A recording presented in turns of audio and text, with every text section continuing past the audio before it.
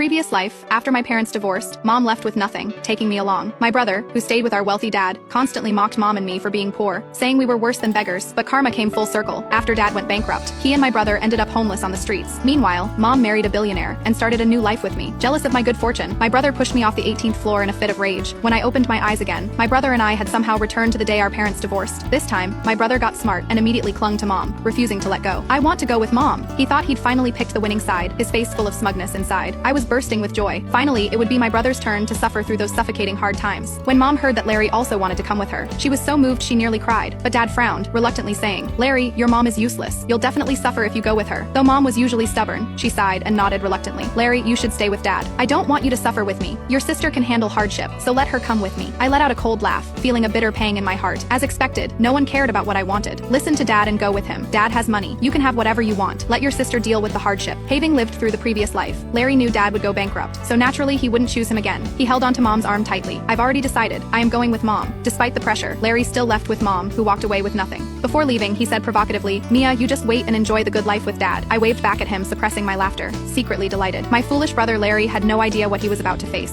In my previous life, after leaving with Mom, I lived miserably. Mom was lazy by nature, accustomed to the life of a housewife, completely unable to support herself. Back then, I not only had to go to school, but also work to make ends meet. I only slept 3 hours a day. The rest of the time I was either at school or working, delivering food, cleaning, washing dishes. There wasn't a single dirty or exhausting job I hadn't done. Mom still wasn't satisfied. "You money, losing burden. You barely earn enough to buy me a pair of shoes. You might as well find a rich man to marry." She either hit me or yelled at me, treating me like a servant rather than a daughter. Later, when she married a wealthy man, my life improved slightly. I thought my suffering was finally over, but I fell into an even deeper abyss. Dad was upset about not getting Larry, and took all his anger out on me. "From now on, you better behave yourself. If you dare upset Kathy, I'll break your legs. When you get to Kathy's house, remember your place. You are living under someone else's roof, not some princess." Dad's attitude toward Larry and me was like night and day. When he looked at me, there was only disgust, as if I were nothing but dead weight. The car pulled into Kathy Anderson's estate, and I was stunned by the mansion. I never expected Dad to find such a wealthy woman. Watching Dad carefully try to please Kathy, I understood that here, Kathy was the head of the household. Kathy stood at the entrance, her eyes twinkling with amusement as she waved at me. "You must be Mia. You are really beautiful." She reached out to pat my head, and I instinctively flinched, trying to dodge. In my previous life, every time Mom raised her hand, it was to hit me. "Stupid girl, what are you dodging for? Nobody's going to eat you." Dad shot me a glare before turning to Kathy with a smile, reaching for her hand. The moment they touched, Kathy suddenly pulled back. That is when I noticed the tape wrapped around her hand. A violin sat in the corner of the living room. "Are you learning violin?" "Yes, I recently enrolled in a class." What a coincidence. I had also learned violin as a child when I lived with my grandmother. I picked up the violin, casually flipped through the sheet music, and began to play. Dad tried to stop me, but Kathy held him back. I was rusty from not practicing for so long. When I finished the piece, I saw appreciation in Kathy's eyes, and knew I'd done the right thing.